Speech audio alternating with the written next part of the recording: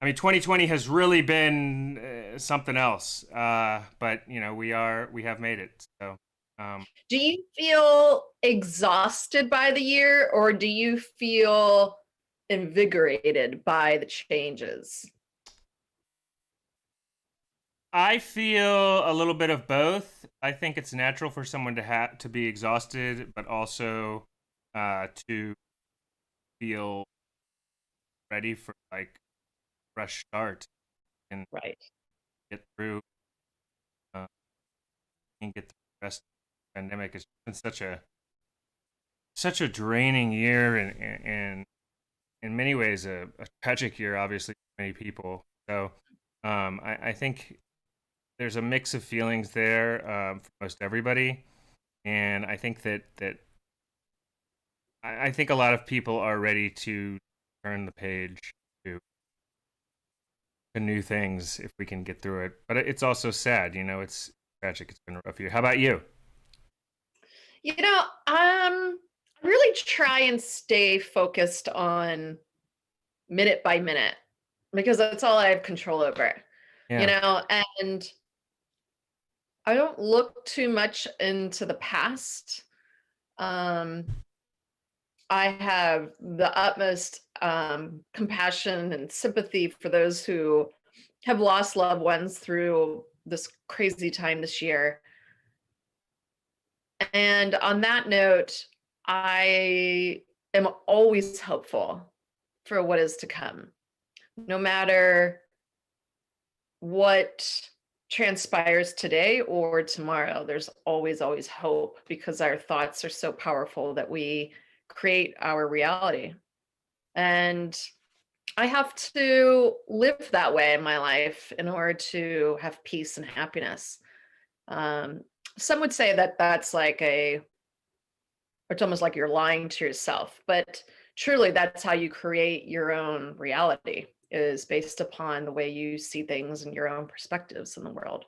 Hmm. So one could see 2020 as an absolute dumpster fire, or you could choose to see it as an evolution, as a complete growth type of year. I think a lot of times, and I actually posted this on my story today, that we try to make sense of things and we don't understand why certain things happen, and always trying to dig for the ultimate truth. And sometimes things just are. They just are. Yeah. And there is no rhyme or reason. Things aren't supposed to make sense to us. That's not, there's no book that says life is supposed to make sense. Yeah. And if you're able to surrender to that ideology and that thinking, life becomes incredibly uplifting and a lot easier to manage. Yeah. Yeah. You know, I do agree with that. I think that it's you're I totally agree with you about how thoughts and how we choose to see the world determine what's going on around us. And I think that's how much we let things affect us is a big influencer because we're all experiencing our own you know reality of what's happening. In my opinion, but I wanted to and I think it's especially made a lot of people realize that this year, and now that we're hopefully getting on towards the later stages of pandemic, has been Mm. 2020. Hopefully getting towards the later stages, despite all the tragic things that happen. I want to talk about, we do still have differences as far as how people are uh, governing, leading, state to state. I think it's a great thing to talk about because in Atlanta, where you are now, in Georgia, I guess they're things are a little different than here as far as what's happening with the lockdowns. I know we just got another one today.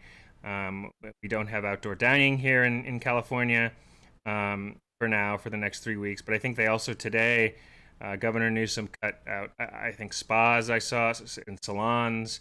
I think that retails you can have 20% capacity. I think they cut gyms. You can go like walk around outside and do that, but they did cut it down. Los Angeles County did it about a week ago, but Newsom expanded it to the state today. So we're back to only delivery and pickup at restaurants. No spas, no salons, no gyms. Walk around outside. We're almost back to how it was in the lockdown, and I know that's causing a lot of controversy. And I'm wondering, what are the restrictions right now in Georgia? How does that compare to here? Yeah, it's funny. It's interesting when I've lived in different states, and each state, and every time I move to a different state, it's not that you lose focus of the past state that you lived in, but you're not in the news anymore. You're not experiencing that reality anymore. I have to search out for what's going on in California because I'm just intrigued, and I have friends there, and I'm just intrigued in what's going on in the world. But it's not my current reality. My current reality is not what people in California are experiencing. Hmm. So this is usually a red state. It obviously is a swing state now because Biden won Georgia by a small margin. But typically, red states don't shut down. They are very much into keeping things open. Don't tell me what to do. That is how it is here. So there is no lockdown. Really? I can go outside. No, not at all. Nothing. Nothing. No. Restrictions with restaurants and stuff, or No, I eat it inside restaurants. I go to lunches and dinners and go for drinks and bars, and there wow. isn't any, I walk the dogs without my mask on. I mean, nobody's wearing a mask unless you're going into a store. That's not, it's just, you just don't, but I see what California's going through, and I obviously empathize because I can only imagine what it must be like for these businesses to then have to cut again Mm-hmm. and almost go back to the way it was back in March. And when I was living in California, I was fully on board. Whatever the mayor said, because at that point it was like, what's going on, and it was in our best interest as residents in LA and California to adhere to the health recommendations of stay at home. Being outside of California now gives me a different perspective.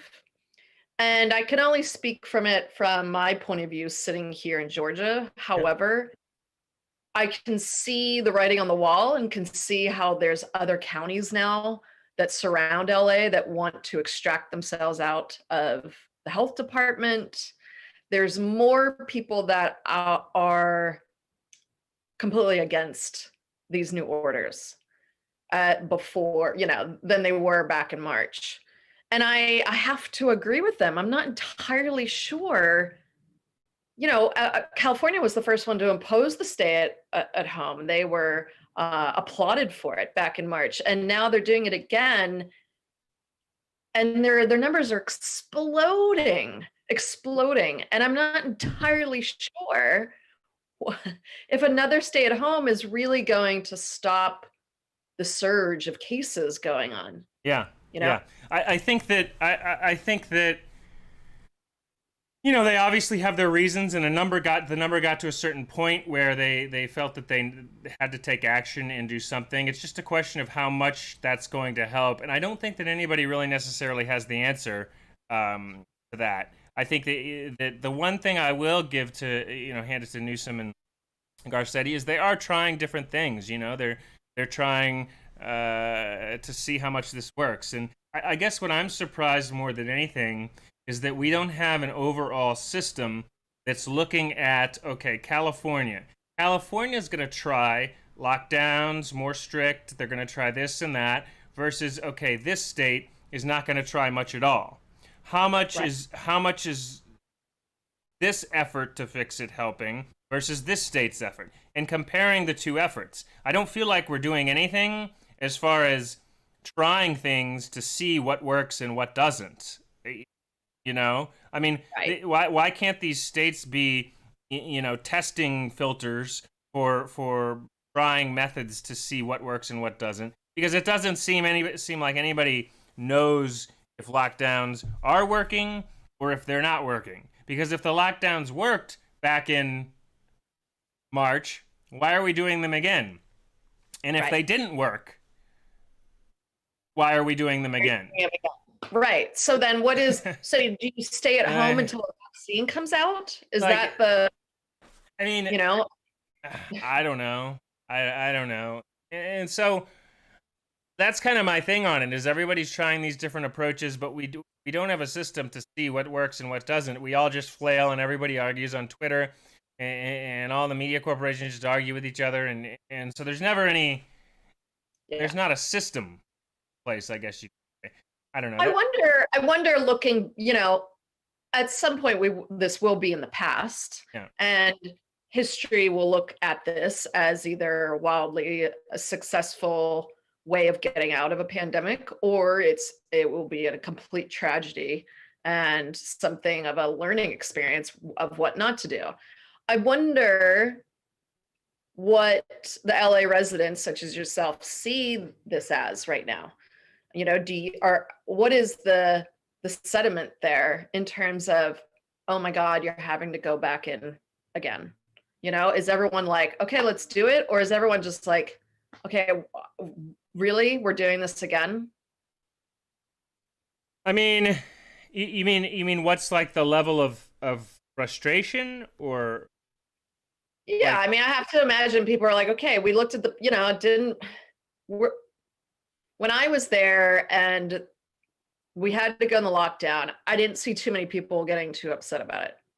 And then as the months progressed and as California cases continued to soar, even no matter what they did, then there started to be these fractions of people being like, okay, I'm not wearing a mask, because I don't think it does X, Y, and Z. And the conspiracy theories started. Where does it sit now that the governor is like, now you all have to stay at home? And are people freaking out? Or is it like, I don't think it's sitting very well with anybody at all. Like the mayor released a statement last night that was the LA mayor, that it was so poorly worded, like you couldn't even figure out what you could do and what you couldn't do. These statements from these officials are so just not 2020, and they're like we're still in 1985, because they're doing these long documents with like so many words that you could just put it in an infographic and sum up clearly.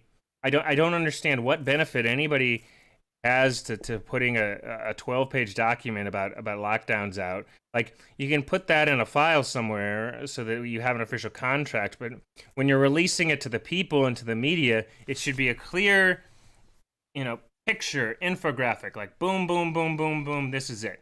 So the wording was poor from the start. So that throws everybody flailing on social media, because you've got the mayor of LA releasing something that's poorly worded and long and hard to understand. And then you've got the media, KTLA and Fox LA and everything, writing articles on it, which I said on social media, it wasn't their fault, because they were trying to make an article on a bad document. Not a bad document, but a poorly worded, long-winded one. So this starts at the top, It starts that they're releasing something that's very hard to understand when it could just be done in a crisp, clear, photo infographic where people would know what they're talking about. So step one, release the info more clear so the media and the people know what you're talking about. Like, that's step one. And then step two, once you have that, have something that because everybody's going to be skeptical about it now, because they want everything to heal with the pandemic, but they also are tired of staying home. There's both problems at once. So once you've released it clearly, then at the larger scale, people should be looking at this. I mean, this is what I think, but people should, at the more federal level, they should be looking at what each state's doing and how do those numbers and data compare to the state next door, so that people can try to have some idea of, maybe they're doing this, I don't know. People can try to have some idea of how states differ and what's working where comparatively among the states, so people can have some idea as to if if lockdowns work or if they don't work. How effective are masks? How effective are everything that we're doing, instead of just flailing with each other on social media. So, in answer to your question, yes, I think people were mostly confused. I would say somewhat upset, but the reaction to the lockdowns was more confusion than anger, I think. Okay. You had a lot of comedians, real comedians who were great, cracking jokes about it, about this long-winded thing, and they were right. So it was more confusion than anger, because I think everybody's just exhausted and everybody's just expecting the chaos at this point. So it's just kind of become like, here's more chaos. That's what we expect. So that's the reaction. I don't think anybody knows what to think, what to do. It certainly doesn't bother me very much, because I don't really get like I just, it doesn't. I just, but, I haven't seen a lot of like anger about it in California. And the other thing is, I think at least Garcetti's was only for 3 weeks. I don't know how long Newsom, but they did say Newsom came on at noon today, and he said, we're in so many words. He said, we're going to get through this. We'll get to the other side. Just to be tough through it. So I kind of don't blame them for what they're doing. I just wish they had a president where they were getting along with, where we could say, okay, we're going to try this, and another state's going to try that, and we're going to see how it works. Well, I mean, to that point, I mean, we have a lame duck president right now who's, a lame duck is always difficult, because they're just like, because it's right now, between now and January, it's pardon time. Yeah. And that's with any president. That's with Trump or Abraham Lincoln or whoever. Yeah. It doesn't really matter, because they're more concerned about who to pardon, not about social issues, unfortunately, as they should be. So I'm sure he doesn't want to hear about or use the word COVID or China virus or anything right now, because he's just over it. He doesn't want to deal with it. Yeah, you've got the transition out happening, with the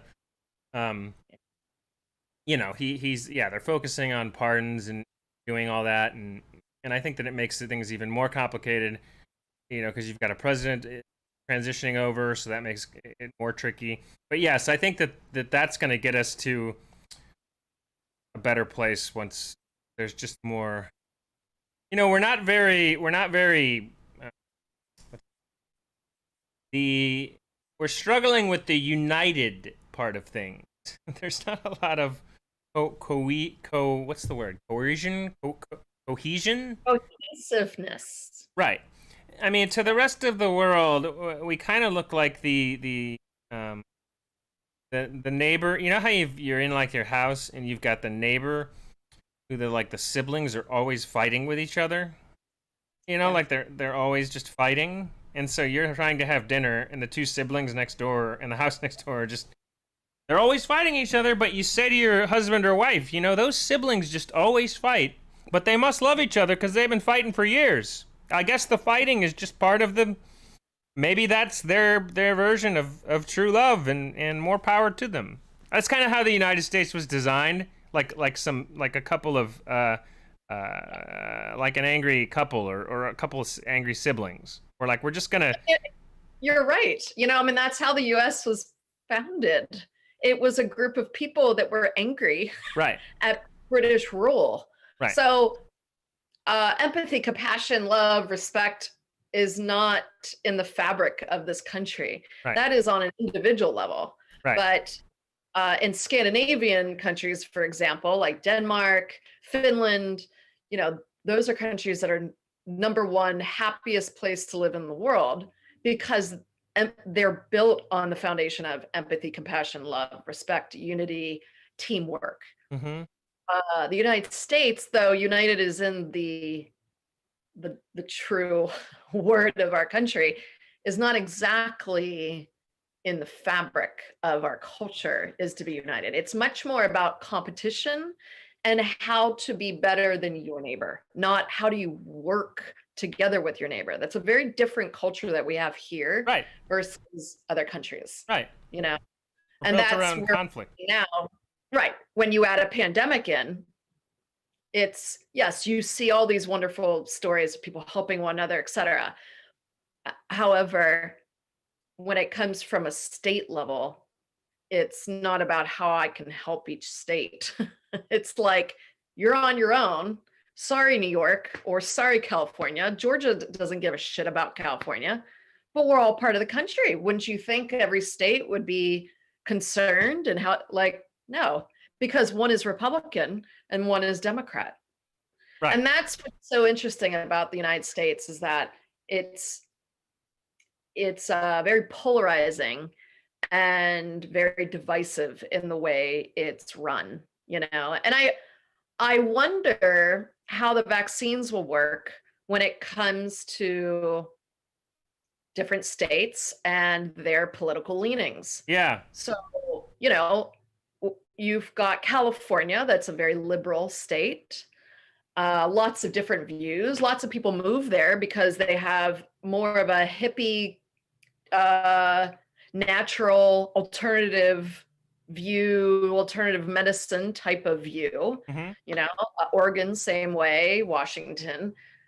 You know, I wonder what the percentage of people in those liberal leaning states will actually get the vaccine, something that has been pushed through in a matter of months. Has, you know, we don't really know the efficacy on a bigger scale. Yep. You know, I wonder how that's going to be. I think that. Well, yeah, you know? and we'll cover. We got a few topics to cover today. We'll cover vaccines real quick. Now we can go through it and skip around here. I think that there's going to be some debate about whether or not, you know, some people are going to want to take it and some people are not. You know, the different states are going to have different policies on it. I think, as you said, I think that. I mean, my opinion on it, you know, you've now got some presidents have talked about, or some former presidents have talked about. As you said, I think that you know, I've heard them say that you know, they're possibly willing to take it on live TV, or Obama, Clinton, and Bush, which, you know, interesting to see how that plays out. But I think different people have different reactions to a vaccine. My personal feeling is I'm willing to take it, but I am wanting to wait somewhat to see how things go with it. I'm not one of these people where I like want to take it right away as quickly as possible. I'm just not. I find it interesting that we're at a point that we've got 3 previous presidents who are having to go on national television to push the citizens of our country to get the virus or to get the vaccine. I don't know if that's ever been done before. You know, when we had smallpox and measles, et cetera, I'm not entirely sure our government had to be like, get the vaccine. I think everybody was just on board. They're like, my God. So what has changed between vaccines for measles, you know, and smallpox to needing previous presidents to get there and push us and shove us into this, get the vaccine? Because I'm not a conspiracy theorist.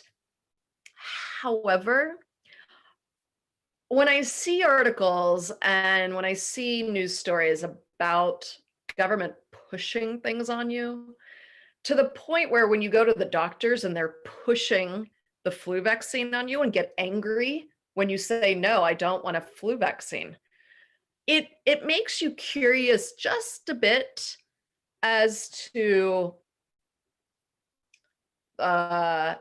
if it's just about health that they're pushing, or if it's about profit and how much money they make per vaccine that they push, or if there's something else at play. And things like vaccination cards, US airlines requiring you to have vaccines is very disconcerting. Those are things that, that's a freedom type of thing that we have here, that you get to choose what you get to do. And I believe in vaccinations. I'm not an anti-vaxxer by any means. However, I get concerned when it's like, well, we're going to have a list of and a register of people who have gotten the vaccination. That to me is a little tricky, and I question that. What do you think about that? Do we have registers for other illnesses that have vaccine? I'm not entirely sure that you have to put your name down if you get a flu vaccine or a measles vaccine. Yeah. There's lots of kids in the US and around the world that don't get vaccinations. Yeah. That their parents choose that we don't believe in vaccinations, or in the US government pushing, which is fair. I can see both sides of that argument, but I've never seen, and I don't know if there's ever been a historical record of citizens being on a registrar or not being able to take flights or transportation based upon their vaccination records. Mm-hmm. That's a little peculiar. When I see, Qantas and all these other airlines going to be requiring travelers to have the vaccination. Yeah. I wonder how that's going to go exactly. The more people I talk to, the more they are like staying the hell away from these vaccinations. So I'm like, what is the buy-in on this? Yeah. There's going to be, it's going to cause a lot of problems, because a lot of people are not going to like that so much, that in order to travel, in order to go to work at certain places, that they could potentially require this vaccine. But I do think that that's going to happen. And I think that there's, maybe that's the debate in 2021, is what to do about that. I think that it's going to be a question of, and how Biden manages that, and how the governors manage that, and what the local districts decide to do as far as requiring that. Well, and I wonder, and I want, if there's a viewer or listener on that would have more intel on it, of the legality of forcing citizens to partake in a certain health requirement. Yeah, let's find out. Because it seems like it's overstepping government role over citizens. That to me sounds very communist. But I mean, I think that if people are required to, but I think the argument on the other side is they're requiring it just for everyone's safety, from the virus. That's why they're requiring it. That's what they tell us. Yeah, and that you as an individual have to decide whether you believe that or not. Yeah.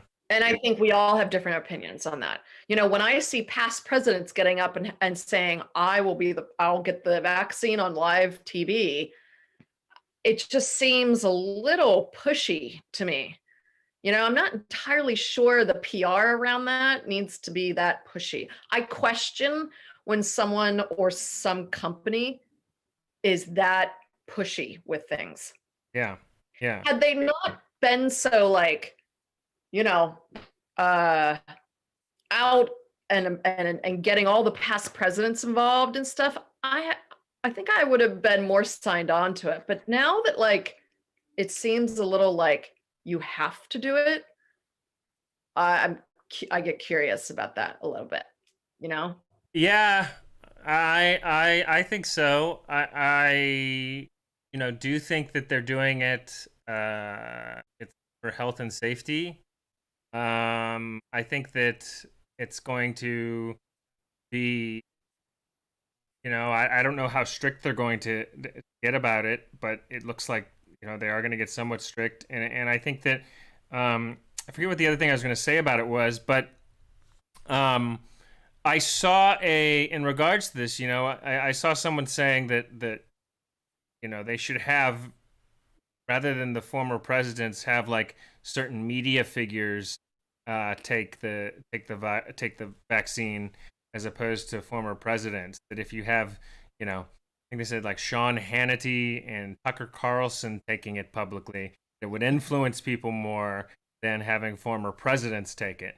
And I don't know. I mean, if Don Lemon and Chris Cuomo take it, or the other two I mentioned, does that influence publicly, like on the TV? Does that influence more than former presidential figures do?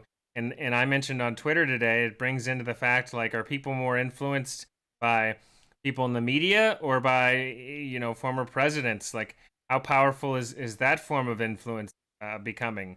Like, if the different media branches tell you to take it, are you more likely to take it? If CNN and Fox News and people are telling you, Kira, that you should take it, and the anchors are getting it on TV, does that make you more driven to take it, or no, as opposed to former presidents?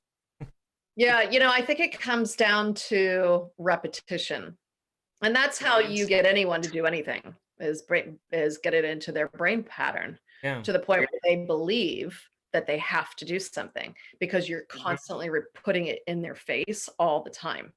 So if you constantly put it in their face all the time, that and it's subliminal messaging, where your doctor starts to talk about it and you're like, oh, and then you hear your fitness instructor talking about it, and then you see it on a billboard, and then if you're surrounded by it and it's pushing you, it's very difficult at that point for most human beings to be aware that you're being subliminally, messaging to do something. Yeah. So, it becomes the reality.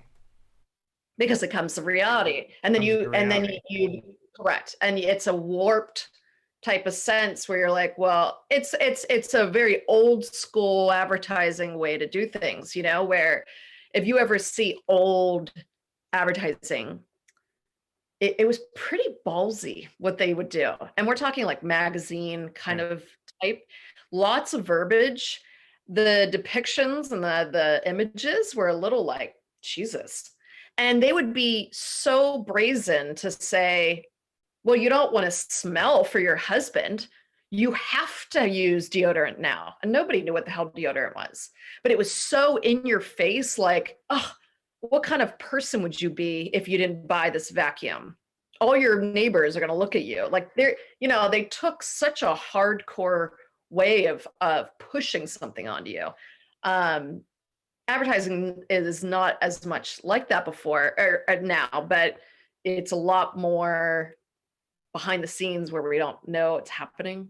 Mm-hmm. So I think they have these poster children up there that are like, I'll get the vaccine in front of in front of the camera. And we're like, oh, I don't care. But subconsciously, it's making an imprint in your brain. Yeah. Without you even knowing it. You know, it's making an imprint the more you see it. So I get what they're doing, Yeah. What's your and to wrap up this up and move on to the next, we've one or two more topics. What's your are you thinking you're gonna take it, or you're not, or do you not want to say? Whatever you feel. Yeah,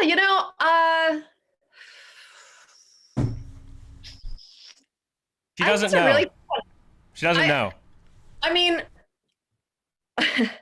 I'm not real sure, to be honest. I think I will be very similar to your sentiment in that I won't get it right away. I'm starting to really question the validity of some of the studies. Mm-hmm.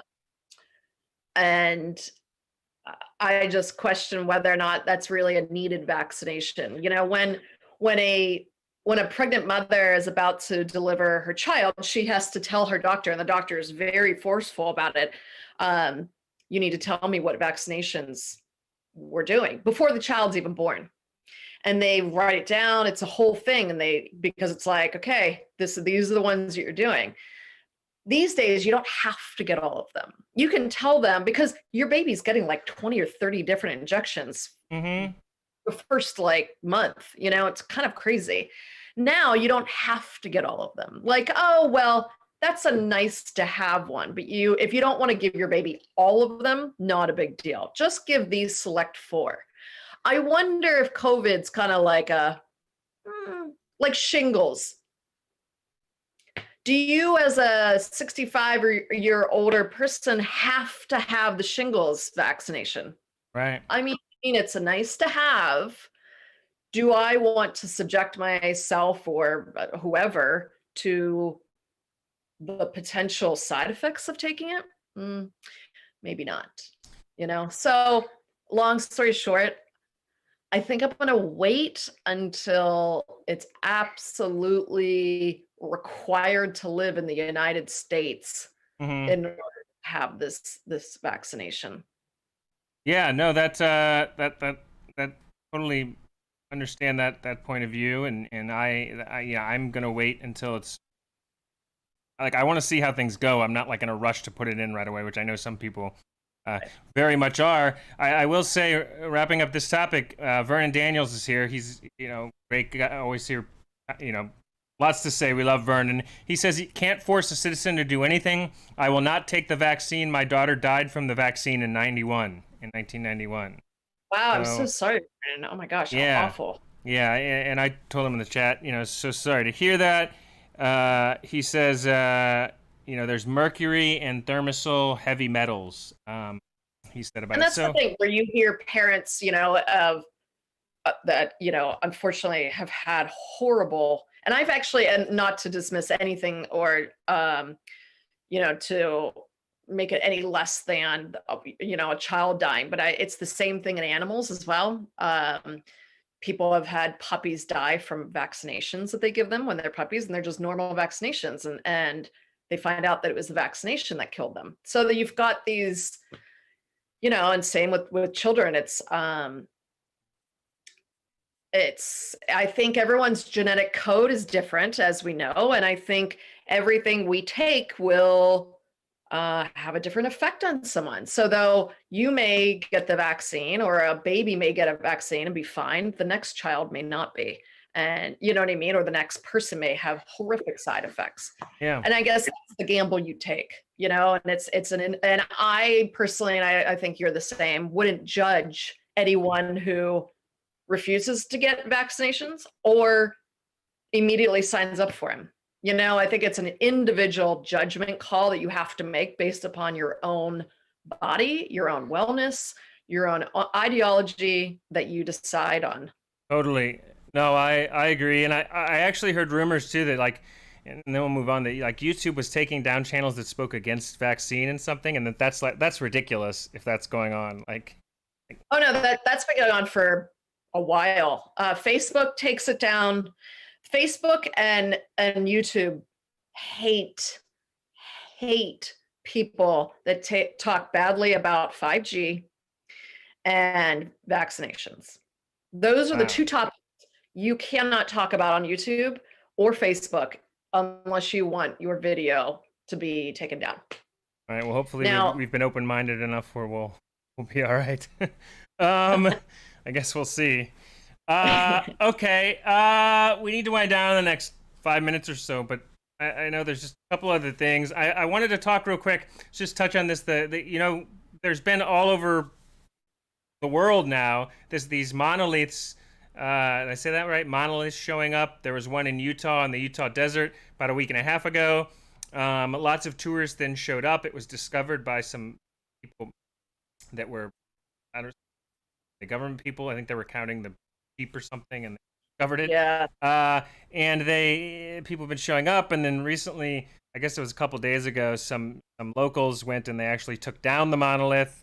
They put video on Instagram and on TikTok and all over the place, YouTube maybe, of them taking it down because they thought that it was, so many people were showing up and it was interfering with the wilderness and nature.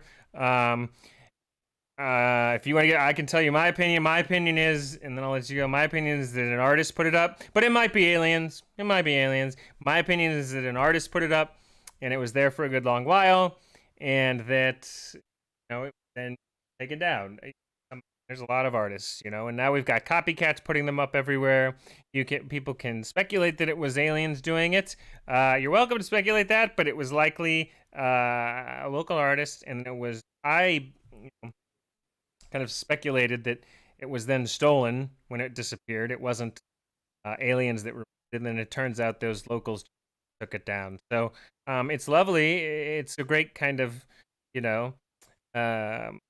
interesting thing happening among all the other times. It gives people something to talk about. But I don't make a whole lot of things like that. That's my opinion. What's your thought on it? I think it's creepy as fuck. Okay, so she's going the creepy. Now, what's creepy about it? Because I just see it as like a piece of art in the desert. What's creepy about it? I think it's because I saw Space Odyssey for like the first time. Yeah.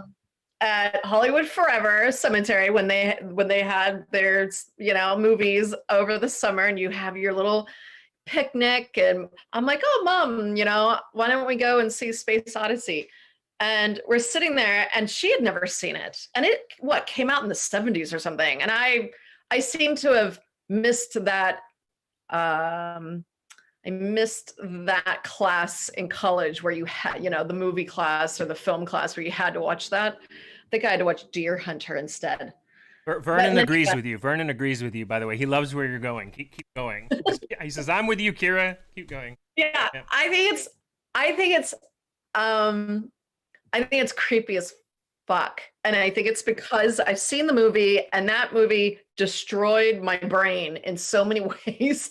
And I had not taken any drugs that night when I watched the movie, and I'm sitting there with my nice little picnic, and I see this super scary movie, Space Odyssey, and I had no idea it was going to be about some scary metal thing in the middle, like that shows up and takes over. It's just creepy.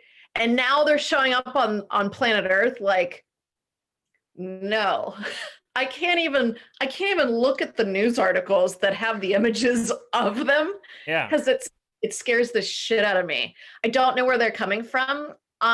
If an artist is doing it, I may need to talk to him and be like, hey, you need to stop doing that. Some of us find this as creepy as fuck. So why? You need to stop. It's art and nature. You go to an art, you put statues out in their garden. Have you seen Space Odyssey? Long time ago. Okay, watch it again. That's your homework before our next podcast. And you will see what I'm talking about, where it's like, it doesn't make any sense. It's showing up in like the most random places, and then it completely disappears. People putting monoliths, right? Yeah, but why are they doing it? Because people are bored. I know, but why add to 2020 being creepy as fuck anyways? Like, why add to it and add the creepiest structure you could possibly think of? Why was it so creepy, though? It was just a piece of metal. It was just a giant metal stand, right? Watch the movie again and you'll understand, because that movie... People saying love that film. They said I haven't seen it in ages. Yeah, people are agreeing with you, Kira, about this thing. So I'm not a fan.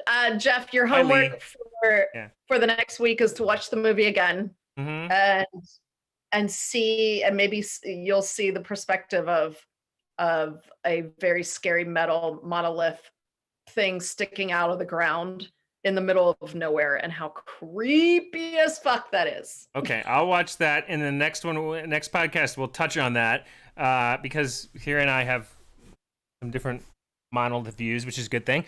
I will watch that. Fair deal. Final topic. I just wanted to touch on this as we wind down here.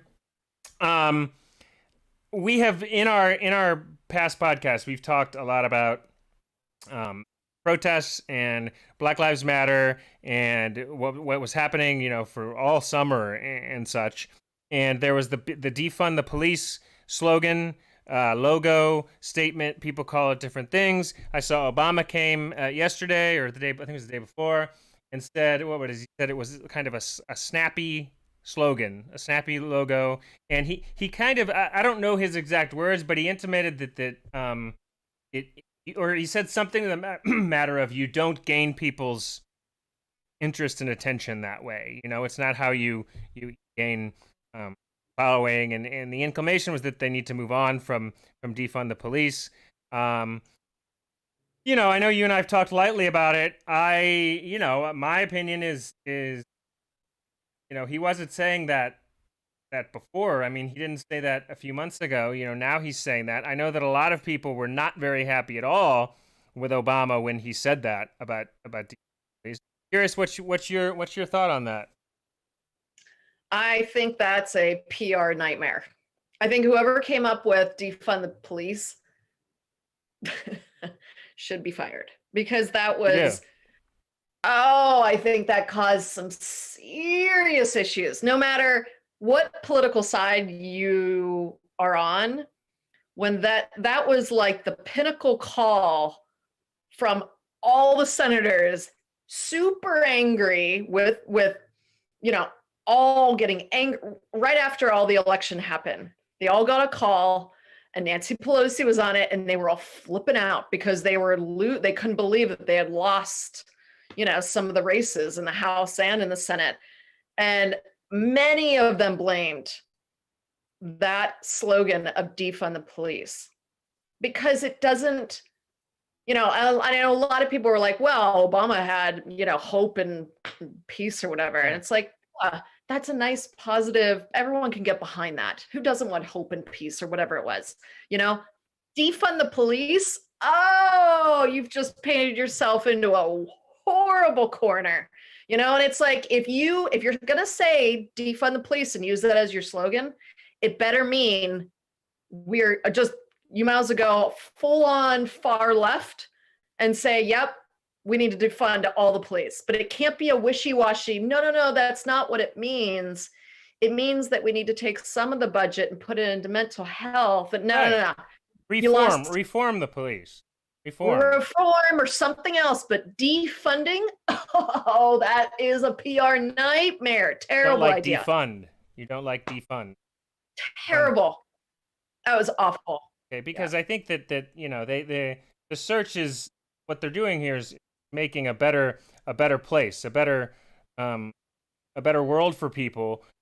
By everybody wants to create a better world, and I think that their intentions are to stop stop police brutality against African American people. That's the point. And so, and I know you know this, but like, creating that is just an effort to try to push people through, to try to get people to listen so that some changes can be made, as far as getting, police is how police are now and how we see them. Well, in the future, we could not even need police anymore, because it could be totally reformed into some other entity, and police ultimately could end up being totally defunded because for whatever reason we might not need them anymore. So I think ultimately it's a push towards a better world. Like, they're trying for a better world with it. So I think Obama could have been more sensitive to that in his wording. I get the PR of it all, and I also don't understand why he didn't do it several months ago. I agree with AOC and them on that. Well, exactly why he didn't do it months ago. We're in an election year. He can't come out with that right before an election. Why? He would have destroyed the Democratic effort to win anything. He can't come out against his own party months before an election and say your slogan sucks. That would be the detriment of all detriments. Right. He of course is saying it now. When of course he is. Biden is now, he couldn't even say it a week ago. He can say it right now because Biden is now officially, president-elect. Everything's kind of buttoned up. He couldn't say it months ago. He would have destroyed the entire party. Mm-hmm. Mm-hmm. He's saying everything that every Democrat believes. That slogan sucks, and that has cost the Democrats heavily seats in the Senate and the House. No matter what, this isn't a political like I'm a liberal or I'm conservative. This is just facts. He should have said it. He should have said it over the summer then. No, we couldn't. I know, but so it was political. Okay. Well, I mean, the far left and the right isn't going to like that. AOC is not going to like it, and the right's not going to like it. I get that the blue moderate Democrats believe that. I understand. There's two other entities that are kind of like, huh? Well, though, anyone far, and I told you this in my text. I think I texted you this last night. Anyone that's far left or far of anything, if they're an extreme or an extreme, they're all crazy. See, Vern, okay, understand. Totally understand. I get it. All right, so you've got Vernon with you on the Monolith, and I've got Vernon with me on the Defund the Police. So Vernon, we're 1-1. You're with Kira on one and me on another. This is great, and we've got some people in here. We got to make this so that you can see the chat too, Kira. I can see it. I see it. Vernon, thank you so much for your donation. That is amazing. And right. I will watch Heavy Metal. I have not seen that movie, and I will watch it. I swear. Great. So you've got the chat up too on your end there, Kira. Yes, I am very technically savvy. No. We're gonna get it. We're gonna get like preview thumbnails for you guys. We're gonna have the YouTube more laid out. Jeff's been on a movie all week, so I haven't been able to do what I want to do. And I know I keep saying it, but it really was a lot getting this platform up. And we promise that we have lots more coming for you guys in a more organized fashion. Because we just, we're approaching episode 50 now, Kira. 50. Crazy. 50, and you guys have been with us, all along. So, I think that's great, Kira. We're almost to an hour, so I think we should wrap it up. But we got through everything today. That's great. And Vernon gave us thanks for the tip, Vernon. What else, Kira? What else? We will fight for another day, see another day. So we'll see what tomorrow looks like the next day, and then we'll be back here next week. Next week. Or thumbnails or stuff for you guys to see. So thank you everyone for tuning in here at Jeff and Kira Live, where the future in the future is Jeff and Kira Live, episode 47. Vernon, it was good to see you. Lee, everybody else who's here, thank you for tuning in. We will have more next week. Kira, great seeing you as always. Bye, guys.